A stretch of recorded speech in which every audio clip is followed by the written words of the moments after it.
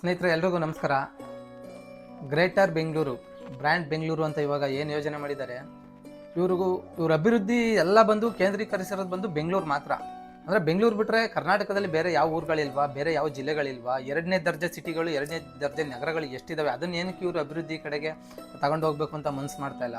ಇವರು ಎಲ್ಲ ಯೋಜನೆಗಳು, ಎಲ್ಲ ಇಂಡಸ್ಟ್ರಿಗಳು, ಫ್ಯಾಕ್ಟ್ರಿಗಳು, IT ಎಲ್ಲ ಬೆಂಗಳೂರಲ್ಲೇ ತಗೊಂಡೋಗಿ ತುಂಬ್ಕೊಂಬಿಟ್ರೆ, ಜನಗಳೆಲ್ಲ ಬೆಂಗಳೂರಲ್ಲೇ ಹೋಗ್ಬಿಟ್ಟು ಕೋಳಿ ಫಾರ್ಮಲ್ಲಿ ಕೋಳಿಗಳು ತುಂಬಿರ್ತಾವಲ್ಲ ಹಂಗೆ ತುಂಬಿಟ್ರೆ ಇವರು ಬೆಂಗಳೂರಿಗೆ ಸವಲತ್ತುಗಳನ್ನ ಹೆಂಗೆ ಕೊಡ್ತಾರೆ?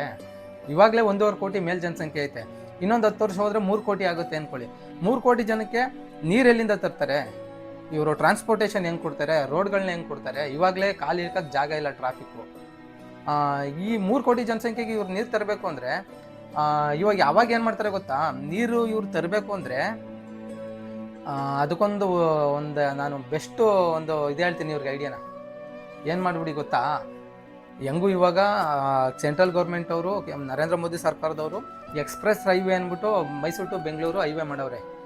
ನೀವು ಅದ್ರ ಪಕ್ಕ ಒಂದು 200 ಅಡಿ ಜಾಗ ತಗೊಂಬಿಡಿ, ಪೂರ್ತಿ ಒಂದು ಸೈಡ್, ಯಾವ ಸೈಡ್ಗಾದ್ರು ತಗೊಂಬಿಟ್ಟು ಶ್ರೀರಂಗಪಟ್ಟಣ ಹತ್ರ ಹರಿತಲ್ಲ ಕಾವೇರಿ ನದಿ, ಅದನ್ನು ಪೂರ್ತಿ ಹಿಂಗೆ ಡೈವರ್ಟ್ ಮಾಡಿಬಿಟ್ರಿ, ಬೆಂಗಳೂರು ಕಡೆಗೆ ಡೈವರ್ಟ್ ಮಾಡಿಬಿಟ್ಟು ಕಾವೇರಿ ನದಿ ರೂಟ್ನ ಬದಲಾಯಿಸ್ಬಿಟ್ಟು ಬೆಂಗಳೂರಿಂದ ಹೊಸೂರು ಕೊಟ್ಬಿಟ್ಟು ಹೊಸೂರಿಂದ ತಮಿಳ್ನಾಡಿಗೆ ಬಿಟ್ಬಿಡೋಣ ಕಾವೇರಿ ನದಿನ. ಅವಾಗ ಬೆಂಗಳೂರಿಗೆ ನೀರಿನ ಸಮಸ್ಯೆನೇ ಇರಲ್ಲ ಅಲ್ವಾ? ಒಳ್ಳೆ ಐಡಿಯಾ, ಹಂಗೆ ಮಾಡಿಬಿಡಿ. ಅಭಿವೃದ್ಧಿ ಅಂತ ಇಡೀ ರಾಜ್ಯನೇ ಎಲ್ಲ ಎಕ್ಕುಡ್ಸ್ಬಿಡ್ತಾ ಇದ್ದೀರಿ.